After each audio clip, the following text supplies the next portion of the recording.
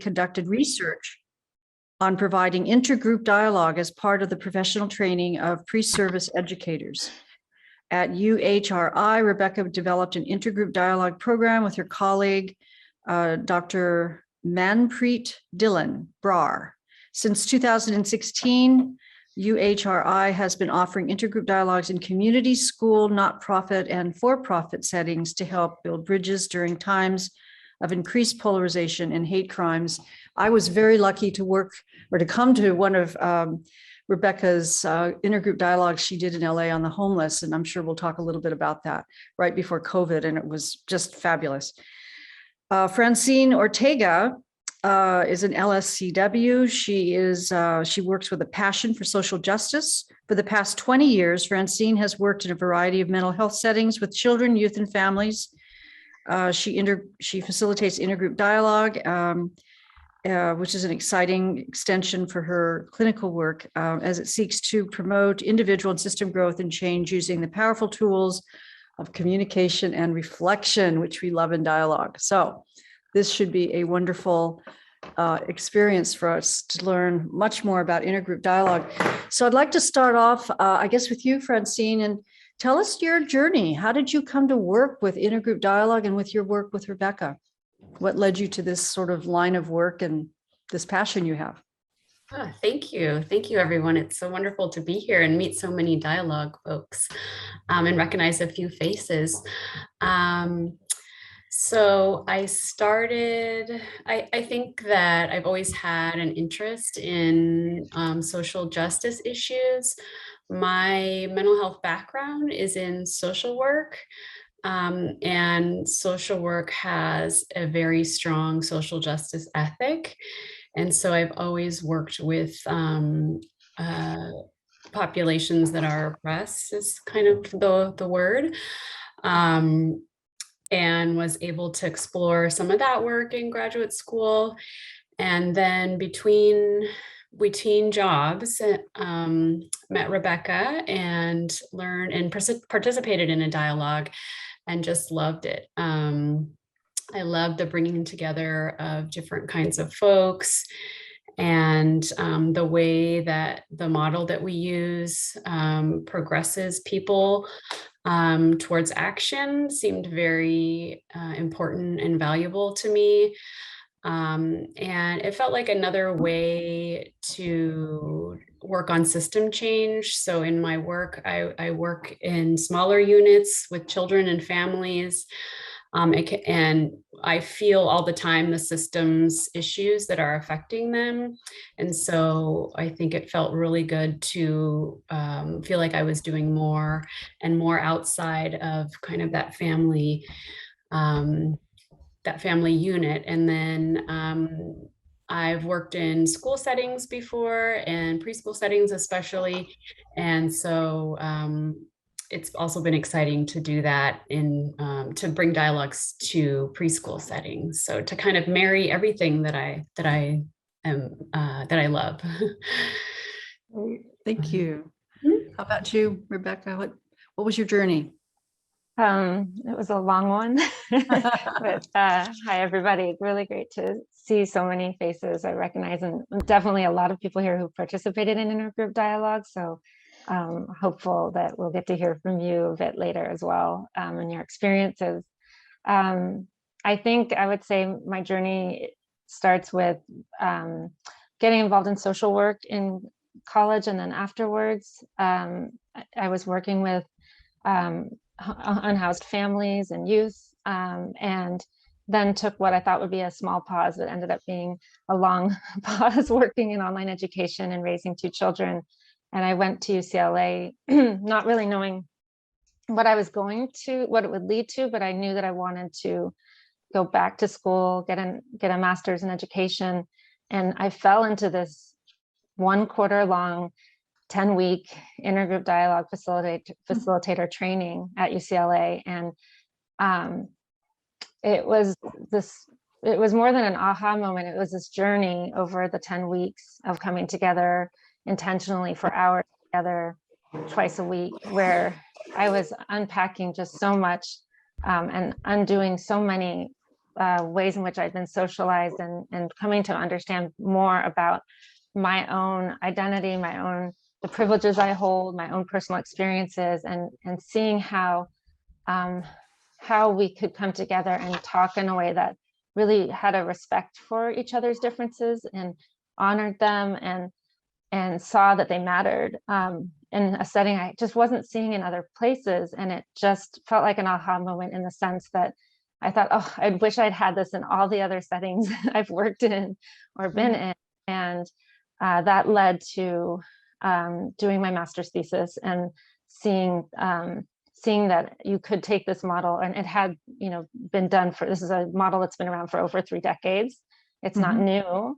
And it was built out of, at University of Michigan, out of a response to racial incidents that had happened there, but that it could be adapted. And so we adapted it, in my master's program for teachers in training, and could see that you could take them through a class that's both merging the academic and the personal, right? So that we talked about identities instead of just reading a bunch of articles. We really did interactive activities that we can talk about a bit today, but did interactive activities, had academic readings, and came together, each week over 10 weeks to really go through these 4 stages of dialogue, which we can also talk about. And then Manpreet Dhillon and I had this dream of pulling this off the academic setting, because it's in a lot of university settings, but bringing this into our local communities in the Los Angeles area. And we haven't really found a place where it can't be applied.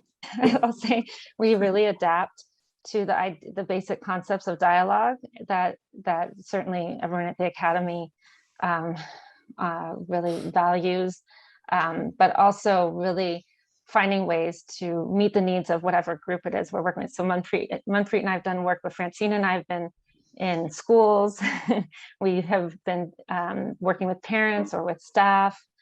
We just completed a series, a 5-part series on Zoom, just with different members of the local Santa Monica community. And Francine and I, when we do our work, it's usually, it's often, not always, but it's often bilingual. And we're doing Spanish and English dialogues. So I think that's my journey. That's amazing. Thank you for that. Nancy, do you have something you want to? Yeah, I want to turn back to Francine and say, if you would walk us through what the 4 stages are of intergroup dialogue, because I keep reading there are these steps, and it'd be helpful, I think, for all of us to know what those steps are, because anyway, could you kind of help us understand that? Yeah, I may not have the official names of the stages, but I can walk you through them. So there's a coming together phase, a getting to know each other, getting norms, communication norms. I don't know, Rebecca might have a slide for this too to show, and then there's an exploring of identities. So our own identities and how we fit kind of in the larger world. And you would do with this with Now any I'm group, blanking. right? I'm blanking. What? You would do this with any group, right? I mean, this is sort of like a with standard any group, protocol. we would generally, I mean, there are some groups that we've come back to a few times. There's a school, I know that Rebecca's been to many years. I've been there, 2 or 3 years in a row. And so some of it is just moving it forward, right? But if we take a completely new group and we're going through the stages, so then there's a coming together, there's a looking at kind of the bigger systems and stereotypes. I think Rebecca's putting something in the chat now. And so everybody, so that there's connection and communication, and folks understand generally more about themselves. Then we pick hot topics, and those come from the group, and the group says, maybe let's talk about abortion. Let's talk about Israel. I mean, it could be just almost anything. And because folks have already had practice communicating and have more dialogue and communication skills, the thought is that then they can have difficult conversations with each other around these hot topics, and folks can share perspective, and hopefully there's learning and growth from that. And then after that, the last phase is action. So if we're going through the model according to all the steps, then we'll pair folks up.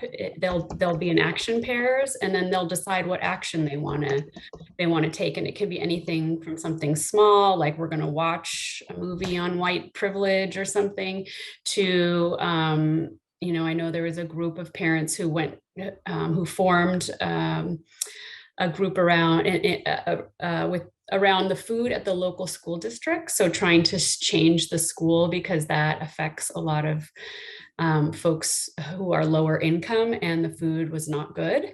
And so it became this whole organization and movement and activation around trying to make change in terms of food equality. And that's kind of how we end. So we kind of get everybody reflecting and then kind of fired up, and then it's action. And Rebecca, please chime in if I've forgotten. Sorry, you don't have the that was helpful. Yeah, thank you, Francine. That was helpful. Just to sort of understand that it's not just that it actually has phases. And Rebecca, maybe can we do a little more about how do you go about exploring identities? What's entailed in exploring an identity?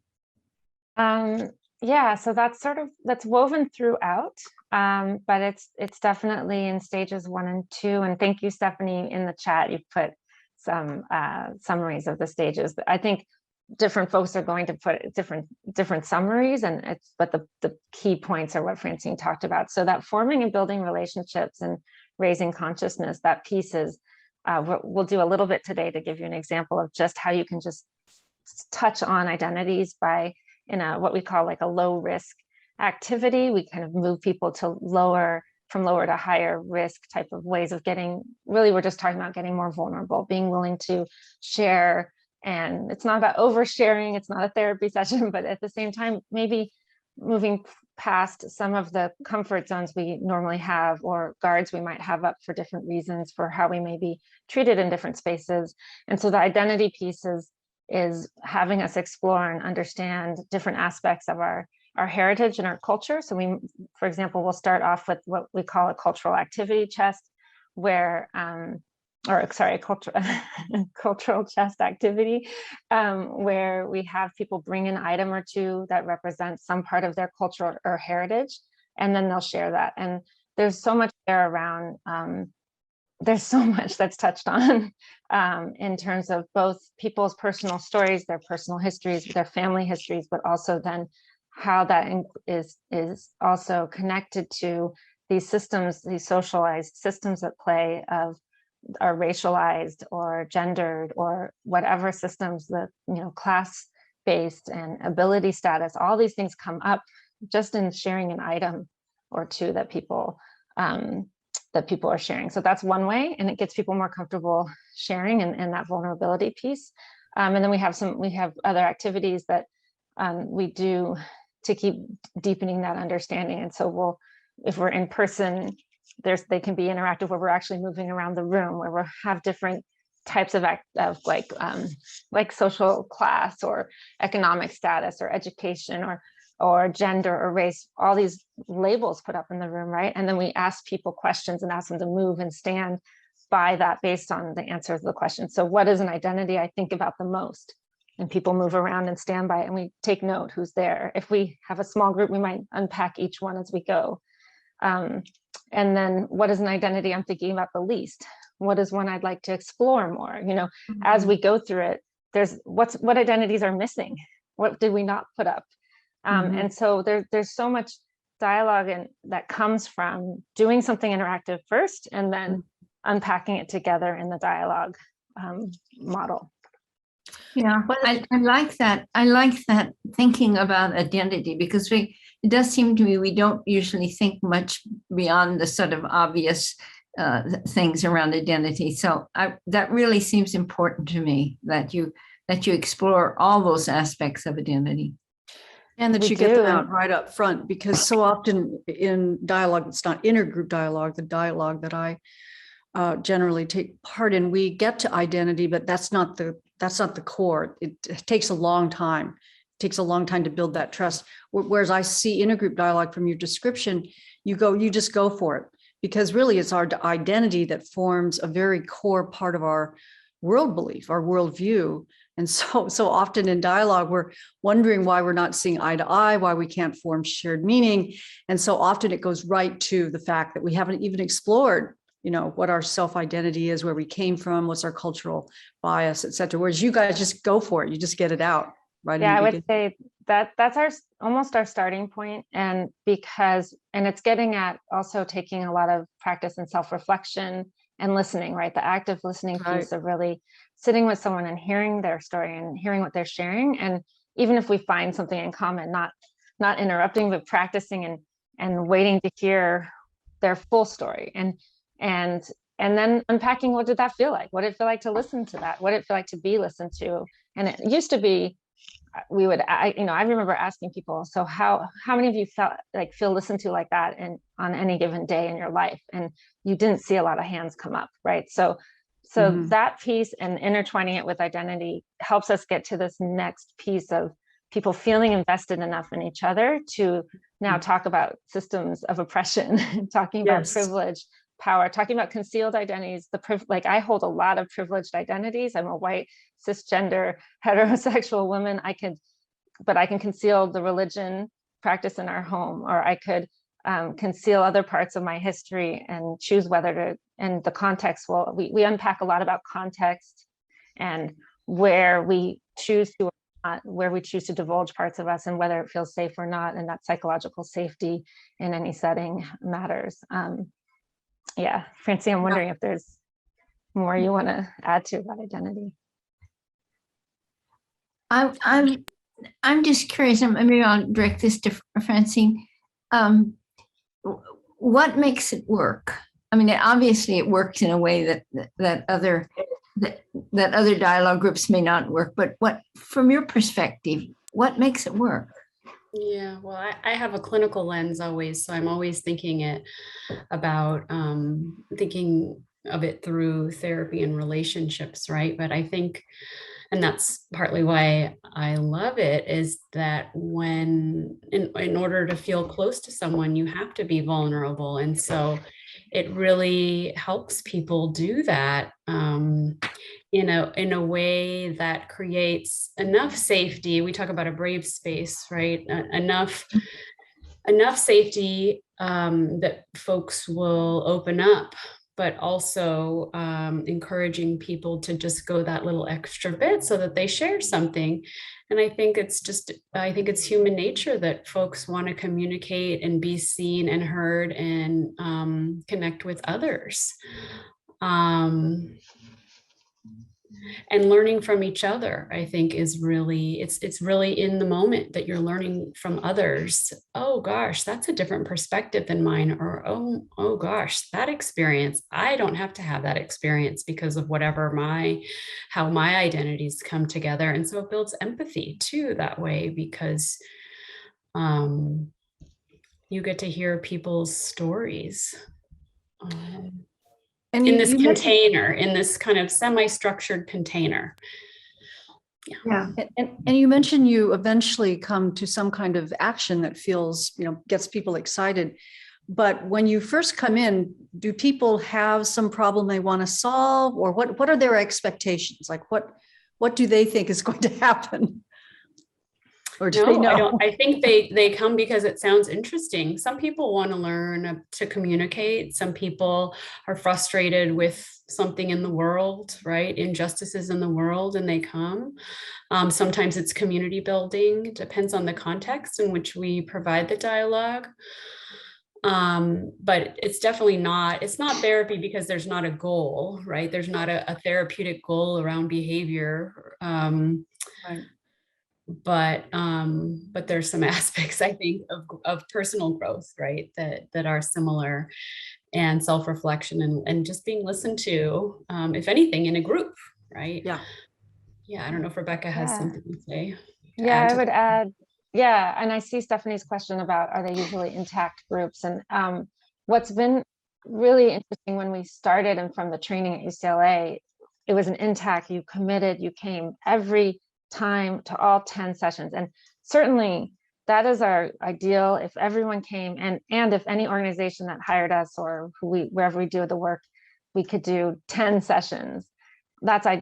We often don't get that. We get 5, or people who in the community dialogues, we had to very quickly, like Francine and I were at a school where parents were coming every Wednesday morning for 10 weeks, but things happen. And so we never had exactly the same group, but there was sort of this core that was there. And we found that somebody got something out of each one, and we just had to adapt and bring people forward who might have missed the last one.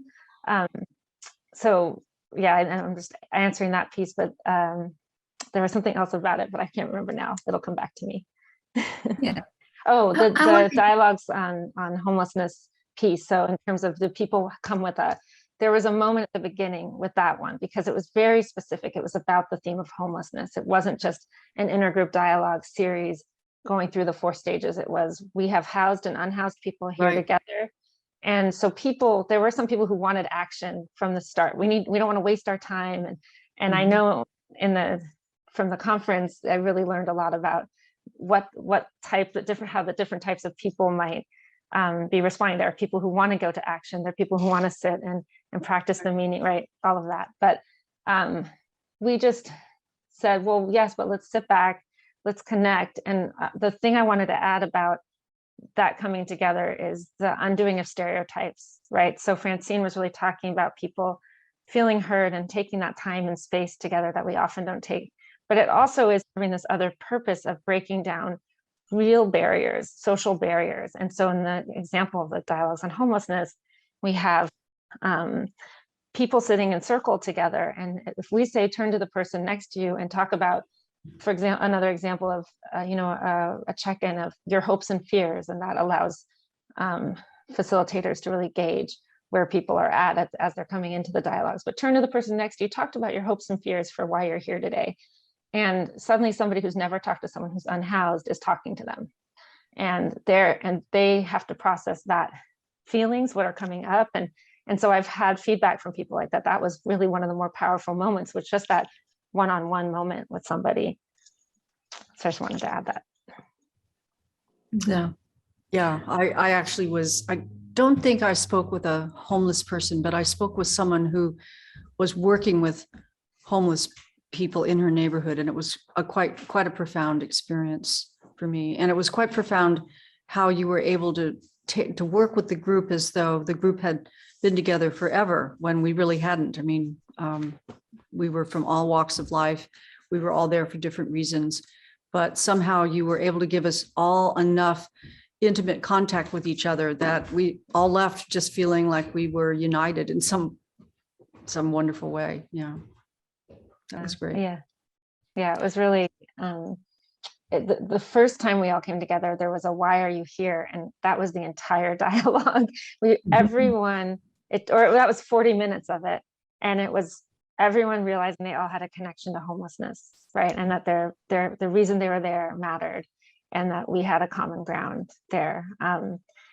So yeah, and I see Marty's question about what's the minimum number of sessions you'll do with a group, and the smallest we did, which I think over time we would say yes to anyone who would take us, right? And we were learning as we went, but we did 25 minutes at a UN Women's Conference, a local LA-based UN Women's Conference on bias, 25 minutes on bias, which was, and that was just a one-off session, right? So we've done dialogue in a bus, and we've done dialogue in a bar. I always joke about that. Not ideal. We'll probably set some more limits around it, but we just stay with the lower risk activities and just focus on building connection, and always ending with that action piece. We want people to leave feeling like there's something they can do. We're not telling them what to do, but what comes up for them that they want to do that might be a commitment to themselves or to their community. So it's not always a group action. It could be individual actions that you leave with. Yes, very much so. It's always individual actions, or Francine was speaking a bit about action pairing. So as people are going through, if we get the longer sessions, like a 10-week session, we'll pair people who are often not connected and wouldn't necessarily connect with each other out in the regular world settings. And so we pair them together, and they are asked to spend some time in dialogue outside of the sessions and see what comes up for them, and in their just, you know, organic dialogue together, and then come up with an action to do together, that on the 10th session, they'll report back to us how it went. And that's, I just love that session. It's such an amazing way to culminate the experience, and to hear what people come up with is just, it's just beautiful and powerful. So, you know, and they're all different, and sort of letting go. We're not organizing and giving one action for everyone to do it all. We're really trying to see what you come up with and what you feel empowered to do. In reading a little bit about the theory, Francine, I noticed that one of the underlying concepts around intergroup dialogue is duration.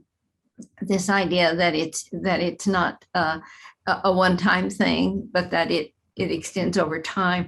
And I just wonder if you have thoughts about why that's so important, because, you know, I do a lot of work with Better Angels, and we meet for 6 hours at a time, and that turns out to be much more useful than meeting 1 or 2. But the duration for you is over weeks or over longer period. So can you talk about the idea of duration in terms of dialogue?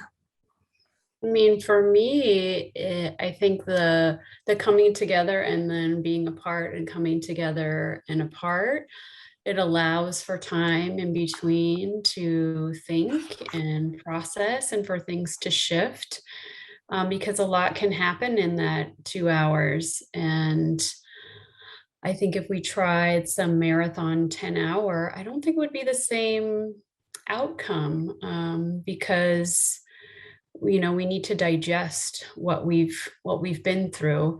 And I think it's that re-meeting again and re-meeting again and re-meeting again with folks in the group that are what creates the connection and the willingness to be vulnerable and open up. Yeah, I see it says time to integrate knowledge from Abby. Yeah, there's time to kind of have it settle.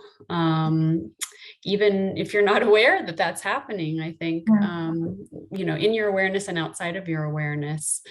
And then the coming together repeatedly that really helps form the group, and builds motivation and connection and commitment. You give them plenty of soak time to kind of think it over. Exactly. Yeah. Now, in your homeless dialogue, the one that I attended, I know it was right at the start of COVID. And so the difficulty was to keep those going right during COVID, and you eventually had to put it on Zoom. And some of the homeless people had to drop out, which was too bad. Were you ever able to get them back involved again, or? And we haven't restarted those dialogues, and because we really need to go in person, because they couldn't join on Zoom. The good news is that we had 2 main people who showed up every time who were unhoused. They have now both been housed. One thanks to the pastor, I believe, who was hosting us, and then one with a local neighbor and myself really having to advocate for him, because the system is complex, is my diplomatic way to say it right now. But we will be starting up. We want to do them in person, and also create, there are different spaces. There are access centers here where we can create some peer groups that are focused on maybe everyone's unhoused, for example, and we just give them some dialogue and then step back, and it's their thing to do. And then but the in-person seems to really be for housing, for insecurity, and people who are unhoused and housed, we need to be in person. I'm curious how you even get the unhoused there. How do they know about it? How do you reach out to them? Do you go to where they're I guess they're living in their campsites, or how do you tell them about it? What was really lovely about how this first one was set up, the series, is that it was a partnership, informal partnership with someone Elisa Orduña, who was at the city of Santa Monica at the time and focused on homelessness. And so her connections to the head of the library system, who's very much in contact with a lot of people who are unhoused on any given day. They and others who are sort of stakeholders in the community, right, came and then invited people who trusted them. So people came because, and one person was there because he was connected already to receiving services from the location we were at. And so I think there's a lot in moving forward for us to really focus on going to where folks can easily be, like centering the needs of people who are unhoused first in any of those dialogues is really our priority. So we always had food and we had resources available, information out there, and centered on that. And then we also invited every time the model was that we had a different group or several groups or people with lived experience or organizations doing work in the area come and speak about what they're doing. And so that brought people with lived experience as well. I was interested in, and maybe this is directed at Rebecca because it's related to your master's thesis, but in there you talked about the difference between the bystander role and the ally role. And that seemed to me really interesting language or concept to think about. Could you speak a little bit about the difference between those two roles? Yeah, me, or should I go? Yeah, no, Rebecca. I'm asking you because it was in your thesis. Oh, thanks.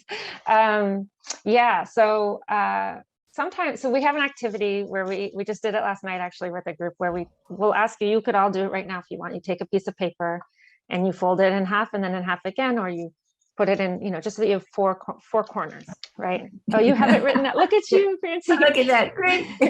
So target in one corner, agent, bystander, and ally, so that we think about a situation like maybe you can imagine a situation where you've witnessed or experienced discrimination.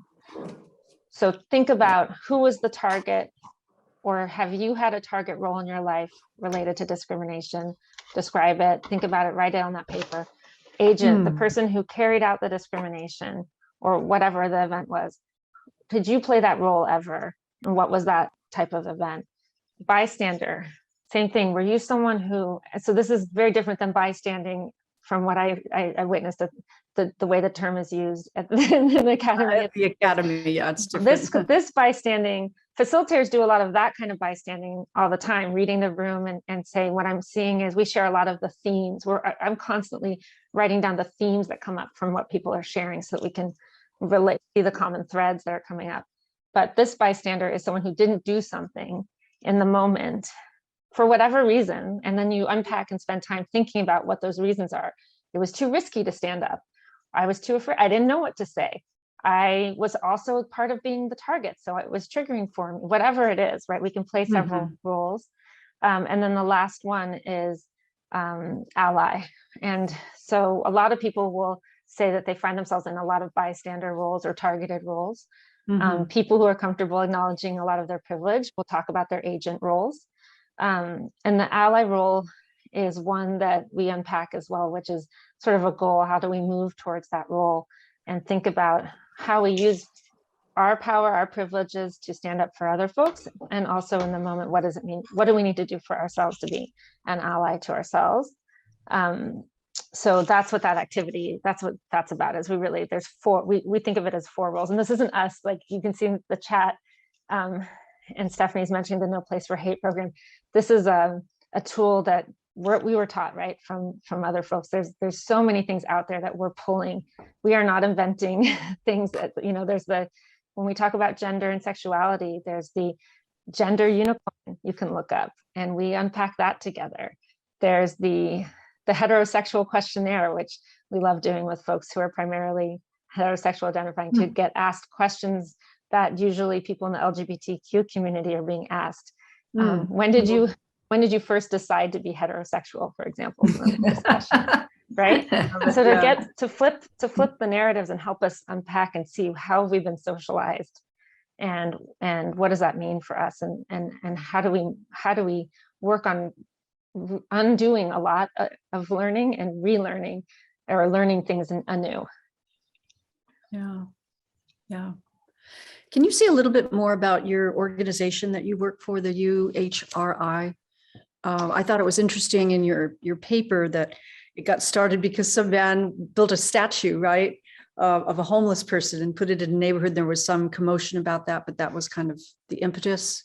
Oh, the dialogues on homelessness, definitely homelessness. that started. Yes. So okay. that statue was put up, and I'm very not a fan, unfortunately, of nextdoor.com, but in the US, nextdoor.com has been on these neighborhoods. There's a lot of very hateful things being said, and it's not dialogue in any way.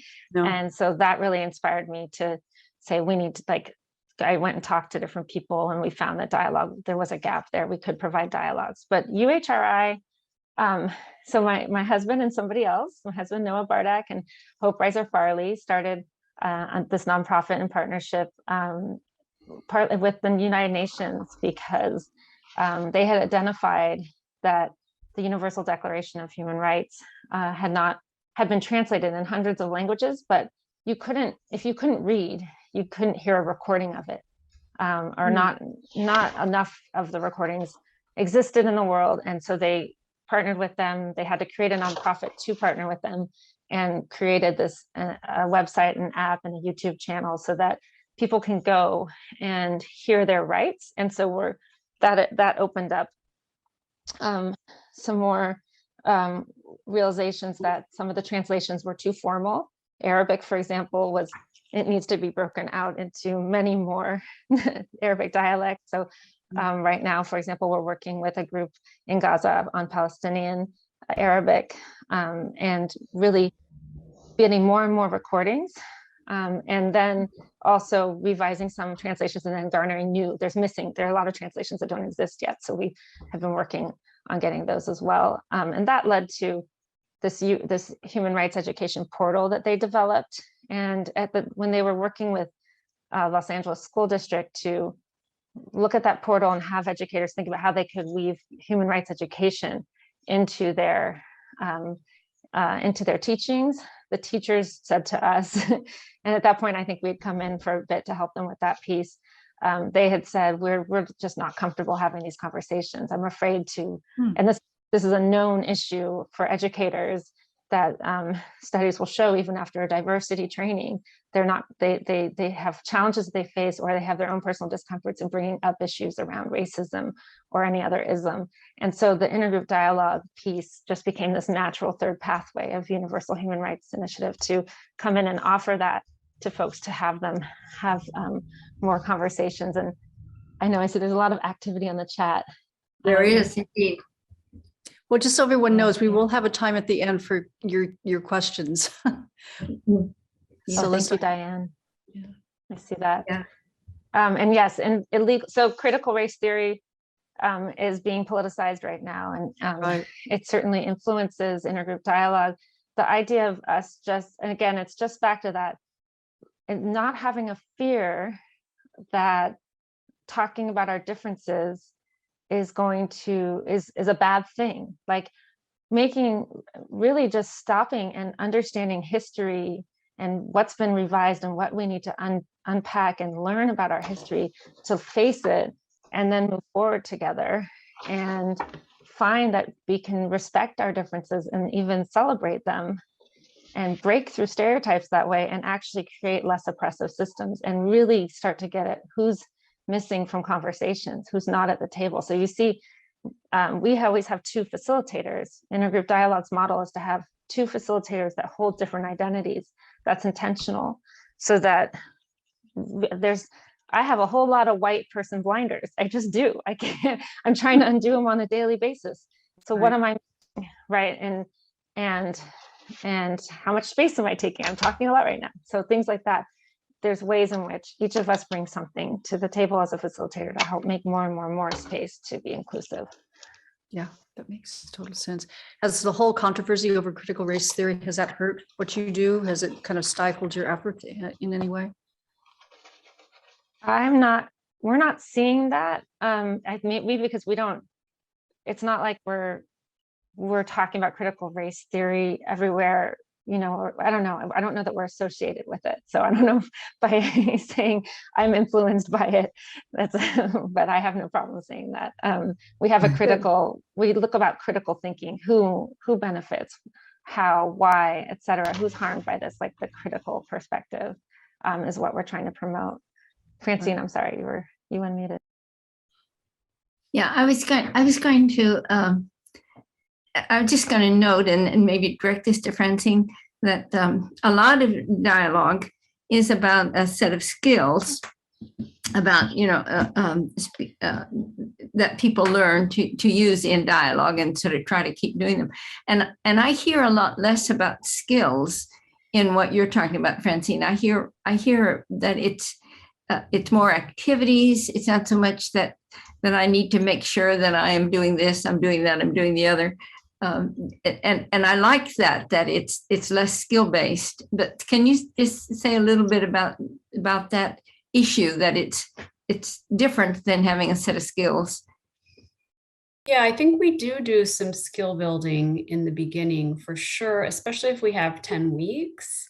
Then the first couple of dialogues will really focus on practicing. And what do you practice in that? Laura, so we practice active listening, taking turns. There's some activities that we take them through. Some people are familiar with active listening, but others aren't. So structured, semi-structured activities with pairs, practicing just being the listener, and just and somebody talking and somebody listening. And then maybe a short period for questions or reflection, and that's it. And then switching places. So we often warm up with that at the beginning. So after we teach that and practice that, then maybe the next week or the week after we'll practice that, right? And then a lot of the activities are built on that. So we may present some information, and then people go into pairs and they use those skills in those pairs. Yeah, but maybe it's less of it. So it's utilized and it's kind of assumed, but it's not the focus. It's sort of the building, the base, one of the building blocks. Yeah, it seems like you're pretty, your use of facilitation is important, is much more critical than might be found in BOEM dialogue. So you're holding the group together through activities that the facilitators are helping lead the group through. And so the skills are maybe secondary, but there are some there, it sounds like. Yeah. Sometimes I do think about, because there are folks who really take to active listening and there are folks that don't. And so, that's where as facilitators, we have to talk about those folks maybe who aren't getting it, who it's not as natural for them, or they're taking a lot of space, or they're interrupting. That does happen. And then we'll have to address that as facilitators. Yeah. Well, we are close to our time. Yeah. So I was going to, I'm sorry, Rebecca, did you want to? There was just a question for you, Francine, about whether you wanted to say anything more about critical race theory. So I didn't want to let that slide. Oh, good. I was just going to say we're in Southern California and we're in a very progressive area of Los Angeles is generally very progressive, and we are in a progressive area. So that's partly why that's our sort of little bubble that we're in. Partly why we haven't got a lot of, I would hazard to guess that's partly why we don't get a lot of flack around that, because those folks who do think that way are probably quiet, and they're definitely not the majority around here. Yeah. So we do want to move people into breakouts, but before we do, if I know that I got very excited about intergroup dialogue, and I know I contacted the University of Michigan to see if I could even take a class and found that I couldn't.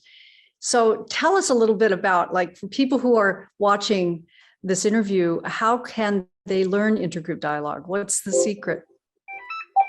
So I like to send people to Anna Yeckley, who I will pull up. I'll try to make sure by the end of today I have her website. She does trainings, intergroup dialogue trainings.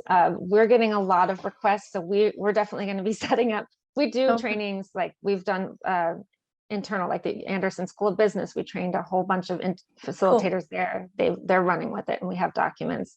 Oh, thank you, Abby. And so Abby works with us at UHRI. She's also a facilitator, and she trained with Anna. And Anna's a mentor. She was a mentor for me on my thesis. So I love sending people to Anna. And also you could join our mailing list, and we will have information about other things that we're offering as well. We're doing on that website, uhri.ngo, you can join our mailing list. But we offer free dialogue series for people to join. Ever since COVID, we really wanted to do that on Zoom and other ways. So reach out to us. Okay, thank you very much for that. All right, so we're going to find our ways into breakout groups. And you had mentioned that you have an icebreaker that might be somewhat useful around social identity. Do you want to walk us through that, and we'll let people play with that? Yeah, okay. So like I mentioned earlier, we do low to higher risk. So right now, what we're just going to ask you to do is think about you could stick with just your first name. And think about the story of how you got your name. Or if you don't know the story of how you got your name, that's okay. You can also just do a quick Google search and find out if your name means anything, in particular, if you don't already have information about it. But whatever it activates in you, when we ask you to share a little bit about the story of your name, is welcome. And so when you go to the breakout room, make sure each person has had time to share the story of their name. Try to keep it down to 2 or 3 minutes, I think, because of the time we have, right? So make sure you take about 2 or 3 minutes to share your story, and then go to the next person. That might give you a little time to share afterwards, to dialogue a little bit about what's coming up for you all.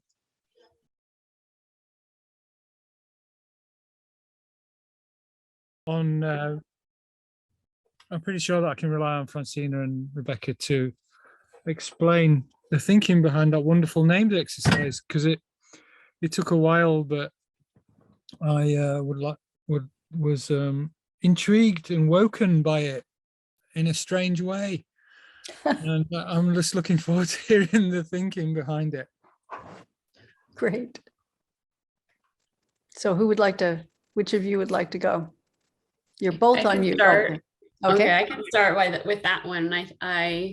I just want to say that I think that was one of those things. It's like pulling a weed up, and suddenly there's like a big root attached to it, because our names are attached to so many things, right? They're attached to family, to culture, to language, to family history, to all, to gender. And so if you're given space, you start to pull and pull and pull and pull, and pretty soon you have a big old bright orange carrot. So that's kind of how I think of it. And it's bringing yourself into the room too, a very personal part of yourself. And it's up to you to how personal you go, right? How much family history or background you really give. So it's an invitation that way as well. Do you want to share a little bit, Johnny, about how it impacted you? Thank you for that. Yeah, I think I explained to the group as well that I was a bit blasé about my name, and somebody sent me a link to the looking about the ancestral roots of your name, and mine being related to the Druids and something else. And then some people, every now and then somebody says it sounds like a DJ or a rock and roll kind of name, Johnny Drury kind of thing. I love that. Always my ego swells with pride. Yeah, maybe I'm going to be one day. But then while the others were going, I was thinking about just the amount of times I've heard my name. And my mother is probably the one that used my name most in my life, and she just came back to me, and I just heard it, and I just feel moved that I've never really tasted the flavor of my simple name, which I almost threw away. Wow. So thank you. Thank you, Johnny, for that. That's great. That's lovely. So Mary-Eve, you have both a comment and a question. Would you unmute yourself? Yes. Now, it's a delicate question because it can easily be misunderstood, but I've been involved lately in intergroup dialogues with pro-vaccine, against vaccine, with race relations and so on. And I realized that, yes, I come from a privileged environment and so on, but now there is a tendency to approach issues like microaggression. This is a word that I heard a lot, especially in the race relation dialogues, and it almost seems like a filter.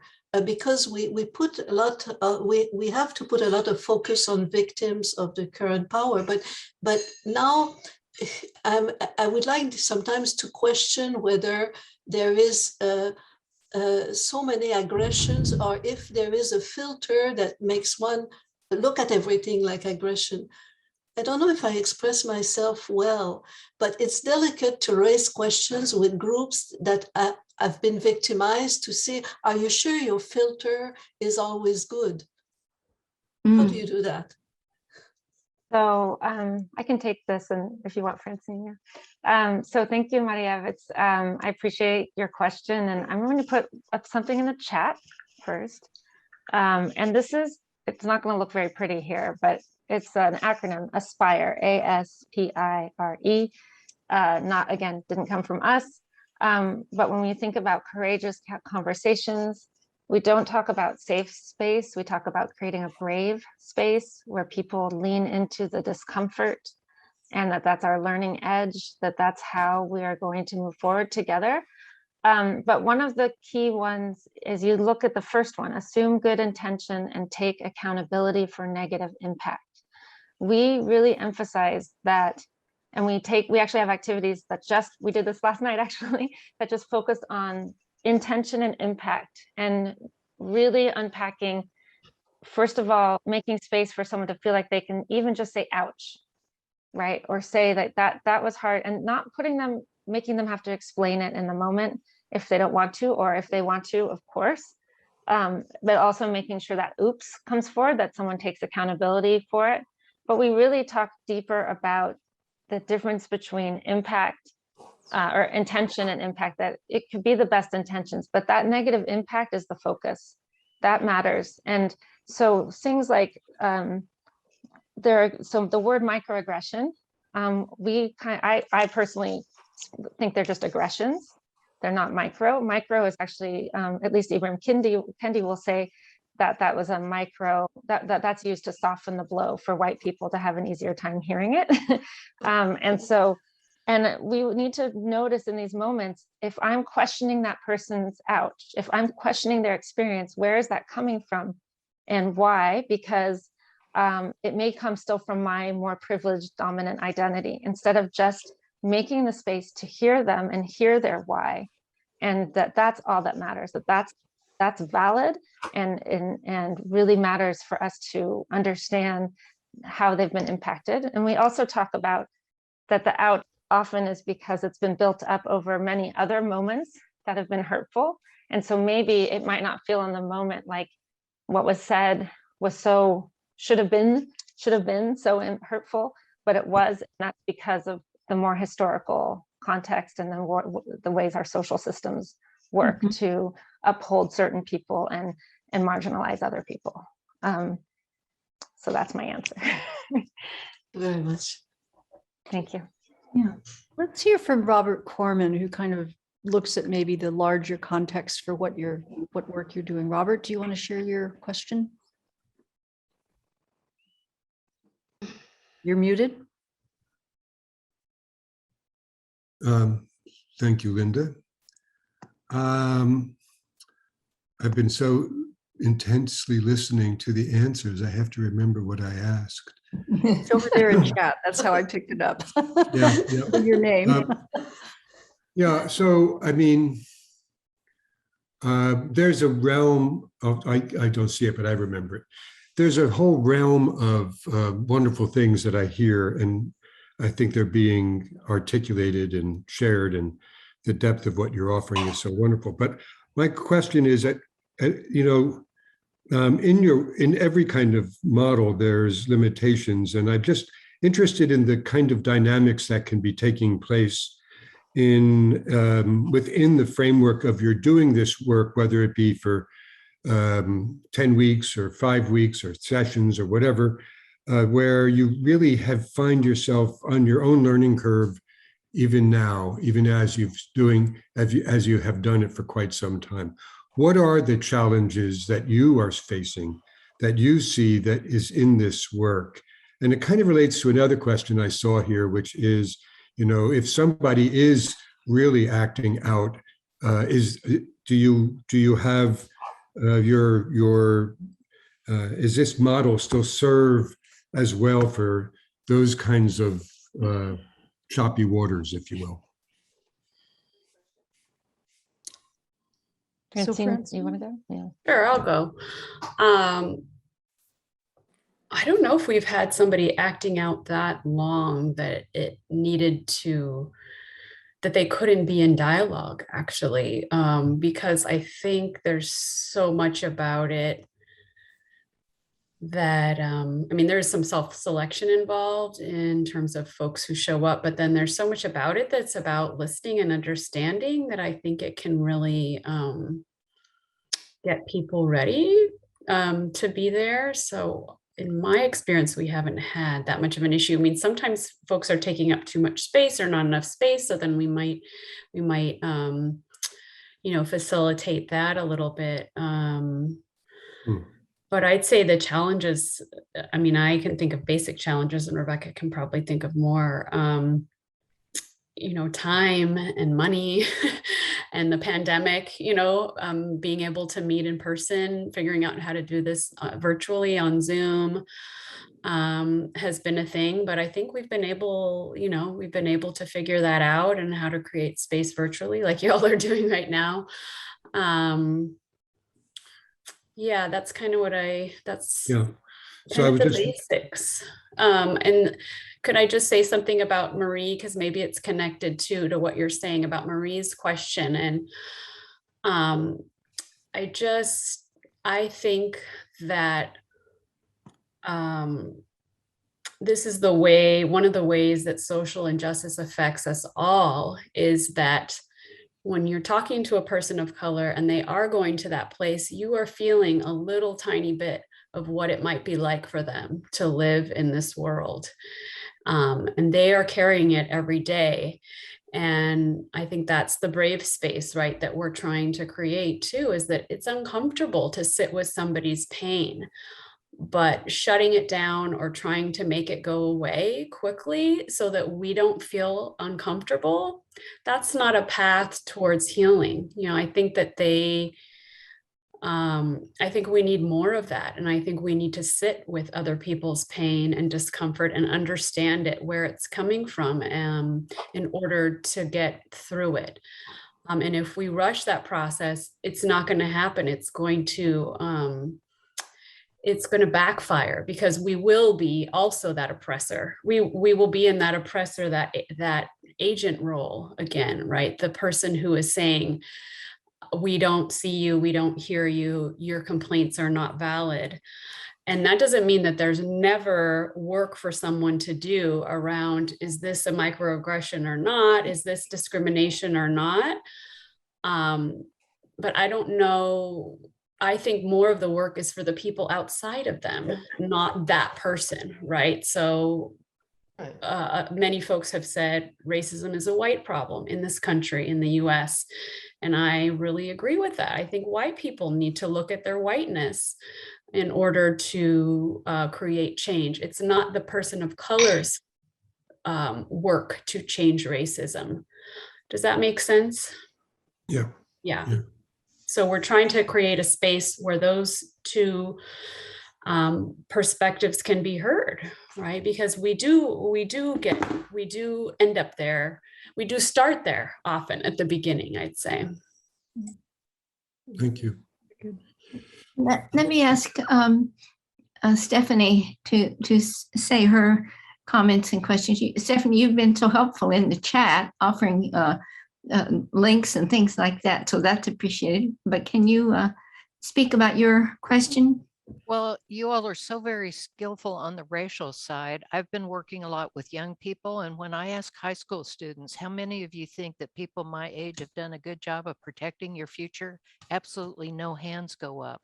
So I'm very curious to know if you all have been able to use this tool in an intergenerational context. Let me add that even though they say that, they were very interested in speaking with adults on topics like daily living skills and all those other things. So it's not like a hopeless thing, but I'm just curious. Yeah. We had so first of all, I love your question. Thank you. I just, my heart is an intergenerational connection. I at one point in my life wanted to be part of an intergenerational preschool so I really am just reminded of that in your question right now. So we actually, when this past year, when we decided to offer free intergroup dialogues on Zoom, that opened the space up for us to do work with anyone who wanted to call in at that time zone or at that time. And I didn't mention that we're doing dialogues on homelessness with the Academy that are international, but we also had these intergroup dialogues, which brought people across the United States together. And we had another piece. I'm blurring them together, but we had one where we just had organically an amazing, and several people actually are on this call right now, like Abby and Adele. We had people with like different decades of ages represented, right? And so it was beautiful. And when we had conversations on gender, or when they're just ways in which the connection and talking about the different generational pieces was very profound. It was really memorable for me. So yes, we need more. More opportunity. And we worked with Francine and I did a one-day small dialogue on racism with Girl Scouts. So, how old were they? 5 to 8 year olds, some very young group. So we love all generations. Thank you. Well, that brings us to Daniela. Would you ask your question about education? That's a good segue into that one. Well, yeah, thank you for this wonderful insight both of you are giving us. And I was wondering, I work in the university context, and I had a look at some of the video clips at the University of Michigan site and some of the student facilitators talking about their experiences there. And I wonder, when you introduced the program, that's how I understood it, at the UCLA, when you developed it there, do you have experience with that? Yeah, I didn't develop. So the program at UCLA is in great part given to Anna Yeckley and Sylvia Hurtado, who I've trained under both of them. And the program that Dr. Hurtado is running through the School of Education is training students every year. I don't know what they did during COVID, but it's a quarter system there. So the mid-quarter, the winter quarter, you go through the training like I went through. And then students from that group who went through the training then become student facilitators for an intergroup dialogue series offered, several different classes of that offered for the final quarter of that school year. And so there's a lot of training, and then also really supporting student facilitators who then get to meet with the people who train them and get advice throughout that next 10-week series. So it's a wonderful program. It's really so many people, and people are coming to it from all different majors and focuses. A lot of student affairs students participated in it when I was there. So yeah, that's the experience I've seen. And then there's an intergroup relations department at UCLA that Anna Yeckley, at the time that I was there, had been running. And that was another place where students were doing dialogues, offering it to anyone in the UCLA community, offering it to faculty. So yeah, it became structurally part of what they were offering there. And that kind of leads into my second question. So when you work with the schools, this is how it spreads into the schools, probably, because you have the students that are involved in the program and then invite you, for example, to come to schools if they don't do it themselves? Yeah, Dr. Hurtado was amazing to just say she can, she was so encouraging. Let's see where you go with this to anybody, right? She just wanted to see how intergroup dialogue spread into the world. And so she was very supportive of us taking this forward into a nonprofit that went into a community. But the other piece is when I did the master's research with teachers in training, they are facilitators, right? Educators are facilitators in their classrooms. And so we were giving them, right, both time to have processed their own identity, develop their own understandings, their own motivations, and then also giving them activities that they could do with their students. So I don't know, I should probably follow up and find out if they took any of that into their schools, because they were all placed in different schools afterwards. Thank you. Yeah. So Hilly Teller has a question, and maybe Francine, this is one for you. Hilly, would you unmute and speak it?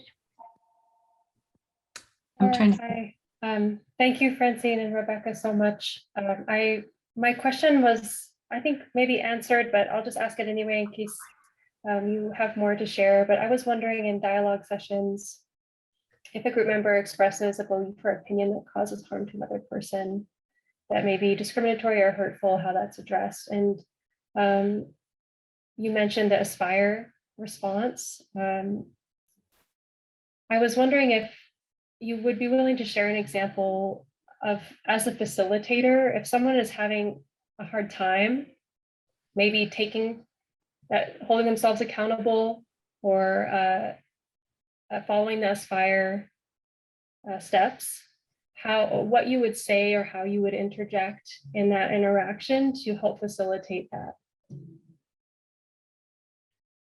Yeah, so Aspire is our community guidelines, our communication guidelines that everybody agrees to at the beginning of dialogues. So whether it's an hour or 10 weeks, and sometimes folks add to it too. And so we're explicit about participants knowing that there's a difference between, we all agree that there's a difference between intent and impact. And so we prime people for the fact that that might happen. And as facilitators, we are listening and watching for anything that might sound questionable or hurtful. And we have slowed down, we've stopped the process right before to say, to check in with who would be maybe the person who was impacted and say, I wonder, I heard so-and-so say this, I wonder how that felt to you, or how that landed with you, and then give them a chance, because we don't want to take on their, we don't want to assume. And then that person would be able to say yes or no, or that doesn't really, I didn't, that, that makes me feel like this, or I think that is looking over this aspect of my identity. I guess I'm trying to think of an example. It's been a little while, maybe a comment that is something about some undercurrent, right, about a stereotype about I identify as Latina, right? Something about Latinos, no? And so the facilitator was able to then say, how did that land? Was that okay? And then I can choose whether I want to have the group deal with that or not. Right.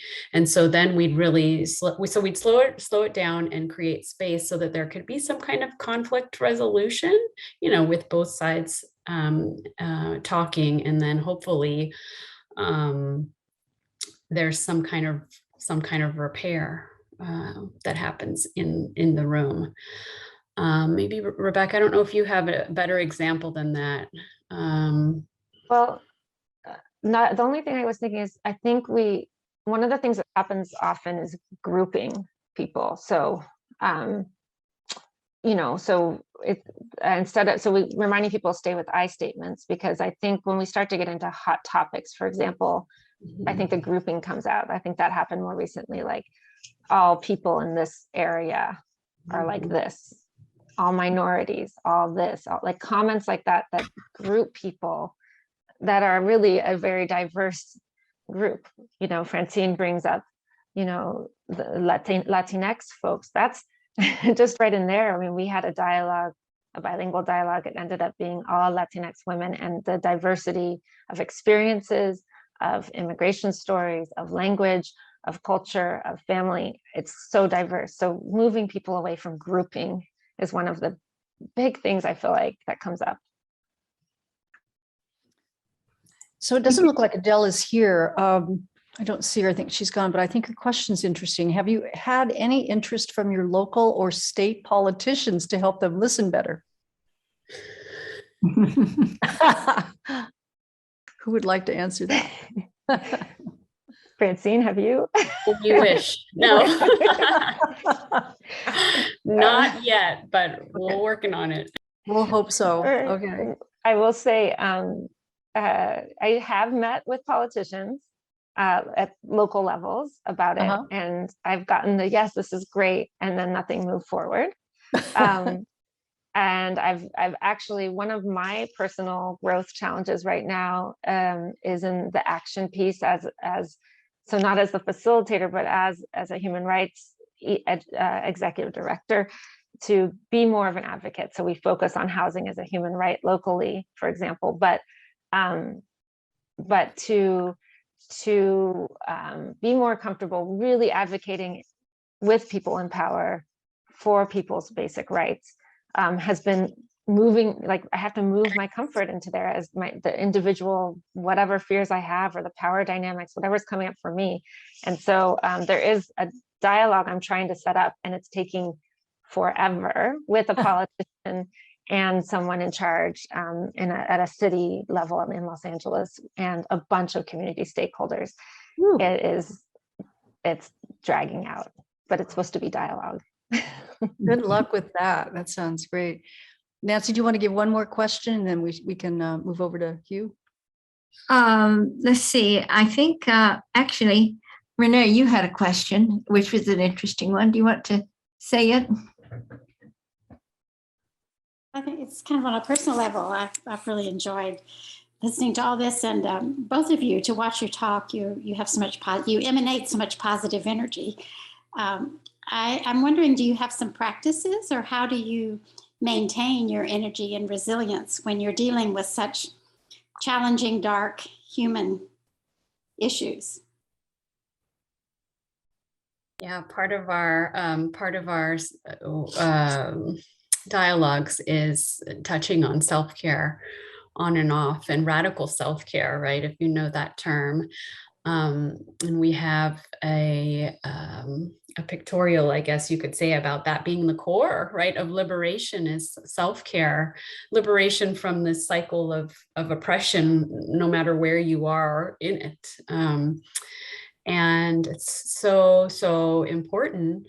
And my practices, I guess, personally, I mean, as a therapist too, I have to be really on my practices and just all the basic stuff, like exercise, eating right, getting enough sleep, a spiritual base. I think knowing who you are and why you're doing what you do, and really making sure you're not spending your whole entire day on that dark side of life, making sure that there's joy and practices that are pleasurable and fun woven in. And I mean, I just come back to always, if there's going to be darkness, in the world, then I want to be on the side of hope, right? If I have a choice, that's one thing that I have control over. I can't change this whole system of racism and all the isms and oppressions, but the one thing I can do is try to work on the side of change. And that, I think, is something that that keeps me going. But it's a process. It's a long process with, burnout that's comes and goes. And right now I'm in a really good place. So hopefully I'll stay here. It's finding balance, I think, in your life too. But it's really important, because there's sometimes after, towards the end of a dialogue when everybody's kind of like heavy. And I think action too, that piece of action is really important, because we can't just saddle ourselves with all of this and then go home and go to bed. We have to, I think it's very healing and energizing to feel like you're working towards some kind of change. That's lovely. Thank you. I don't know how you could have had a better response than that. And Hugh had a question, but he's going to be our next speaker, and we want to give him a chance to talk about what he'll be speaking about at the next webinar. And I'm going to put the link to it in the chat for you, and so that you can register for it. But Hugh, why don't you start with your response, and then you can move on to talking about what you'll be talking about on December 17th. Or maybe your question. Yeah, your question. So you need to unmute.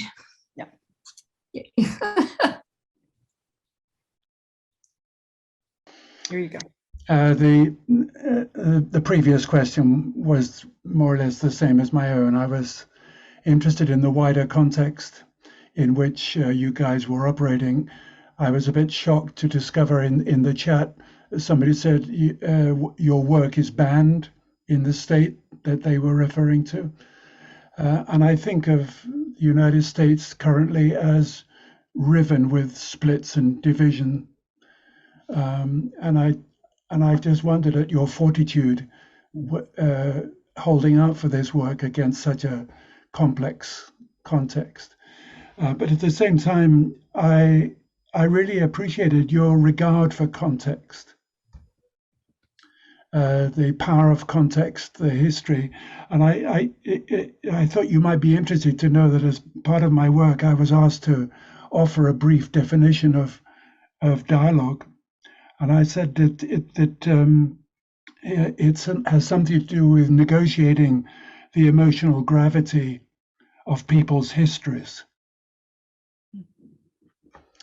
And it landed well. It's got currency now. When I was only restricted to one sentence, that's what I stay with. Where gravity, meaning the emotional gravity, the pull of our own history, and the history of the countries we grew up with, and so on. So I offer you that back as a gift in return for my appreciation for your evident regard for context. Context is the subject of, context is the context of what I shall be offering at the next conversation that we have with Nancy and Linda. In fact, for me, this is the second conversation that I've had. I'm privileged with a comeback. Which I'm very touched by, because I never expected to be asked back again. But the reason was that we spent a lot of our time on that occasion, one or two of you were there, looking at films that I had made. At the time, I'd made 2 films, now there are 3. And music was involved, and we talked a lot about film and about music and so on. And Linda and Nancy were interested to invite me to come back in my own name, to speak a little about what inspires my own work and what informs my own work.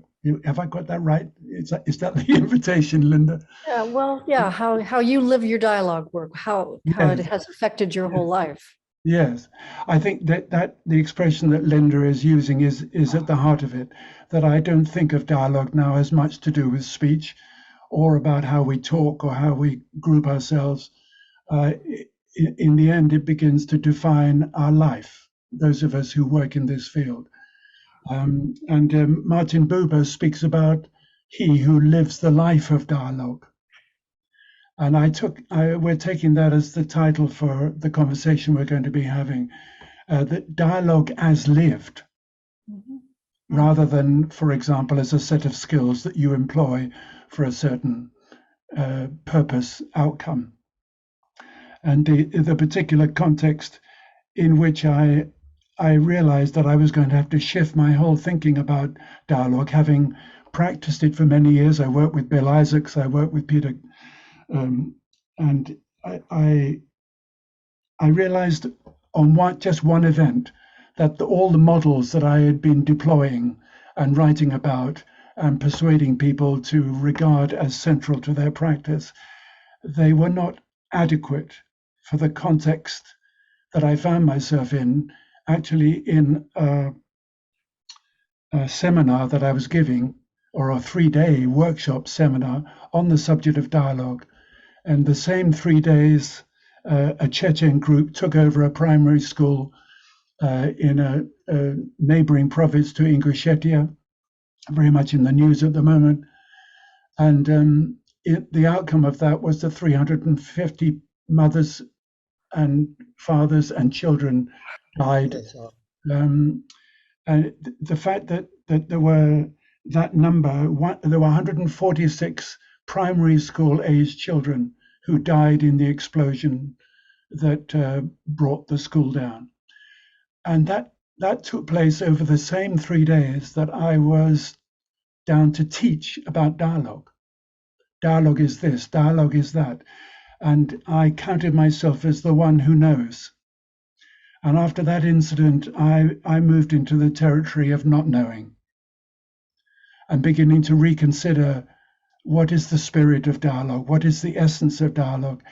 And I discovered the beginning of the answer to that question in the testimony given by a mother of one of 2 children who died, and spoke later of her experience to a filmmaker who I met, and who told me more about the context in which they had met her and made a film about what she said. But what she gifted me and many others with, and it was a gift, was an appreciation that the man, the leader of the gang, who the Daily Mail, the British paper, the Daily Mail, called the Beast of Beslan, was also a father of 5 children who had died bombed by Russian planes. And Hitler. So it was that context that made me open out my whole context and rethink, what would it be to speak about dialogue as lived? What would it be to live the life of dialogue? How would that be a source of revelation rather than a source of salvation for all the people that we thought needed us? That actually the work is with us. As you've pointed out, Francine and Rebecca, a lot of the work starts with us. And that's where we're going to go in the next session. If we were to take that as our inspiration and a source of revelation, what would it be, this dialogue as lived? Thank you, Hugh. Thank you. Great introduction. So Nancy will put the link down if you'd like to register for that. I think there's only one question that I've noticed that didn't get answered, which came from Robert Sarley, and then we'll just open it up for any last comments people have until the top of the hour. So Robert, would you like to ask your question? Sure, thank you. Can you hear me? Mm-hmm. The question is really of Rebecca and her partner, and my gratitude goes to you both for the hard work that you do in difficult contexts. And that is when you have an open dialogue where you invite people in from the street or from community groups who are not particularly practiced in the skills of dialogue. They really want a hot food, a warm bath, a soft bed, place to stay that's safe for the night. How do you detach their need for finding out, as Hugh says, how to live a dialogic way, and also how to utilize, adapt their lives to the scarce resources that are available to them, but that might be able to sustain them? How do you detach dialogue, the technique, from dialogue, the delivery of essential life support resources that they would otherwise want to have? What keeps them from asking you when they first arrive, where's the key to my apartment? Oh, interesting question, Robert. Thank you. And sorry, there's some noise. There's a howling dog outside suddenly, but I think that the dialogue is interconnected and not separated from their needs. And I would say that the wisdom of, like, for example, one person comes up to mind right away, Joe, who I quoted in our case study on the dialogues. He's so perceptive. And one of the things he said to me one day was, can we just not talk about what I need, but just talk about, just have a human conversation, right? Yeah. So my connection with him was outside of the moment, outside of the dialogues, and wanting to be of service and support in terms of needs. But in the dialogue in the room, it was people coming to connect. We offered food and we offered information about resources, but they're connected in other ways as well, but they wanted that human connection. They are spending so much time being socially isolated, right? We're walking by somebody in the streets, if the folks who are visibly unhoused, we're walking by them on a daily basis and isolating them every time we do. And so they're coming for connection and respect and that humanity. And that is what the dialogues are able to provide. And then there are people who make special connections with them and stay in their lives outside of the dialogue. And that's been very beautiful to see where that leads, and to providing them maybe more supportive pathways. Sometimes it takes years. It can take a long time to build that level of trust with some folks, right? If they've been chronically unhoused. I like the idea that it's almost a process of reconnection that you're supporting, rediscovering the connection that all of us have with each other, and then lose sight of completely just in the struggle to get by. Very much so, rehumanizing people in each other's eyes. Right. Well, you use the word humanizing. I wanted to pay tribute to the personal humility that it seems to me both of you bring to your work. That's what I take from sitting here with you. You have a personal modesty, which I think must stand you in very good stead when the people you're working with will very often have been manipulated by forms of power, the exercise of power. You have a modesty about you, which I think is very attractive. I agree. Thank you. Thank you, Rebecca. Thank you, Hugh. Appreciate you all. And I invite others, if you'd like to write in the chat your appreciation or your thoughts toward Francine and Rebecca, or to speak them out loud. We have another 4 or 5 minutes before we have to close, so feel free to speak or to write. Unmute if you want, and just popcorn style, anything you'd like to say to our guests.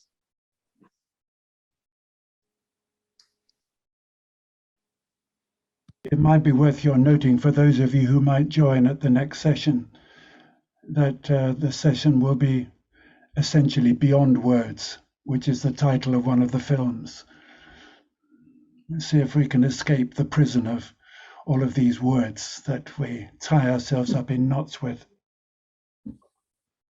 That will be interesting for an interview. Yes.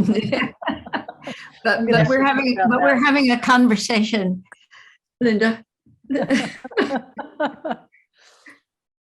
Yes. Any last words? We have some nice things in the chat, which is very helpful. Yeah. You are, both of you are certainly appreciated by this group. Yes. Yeah.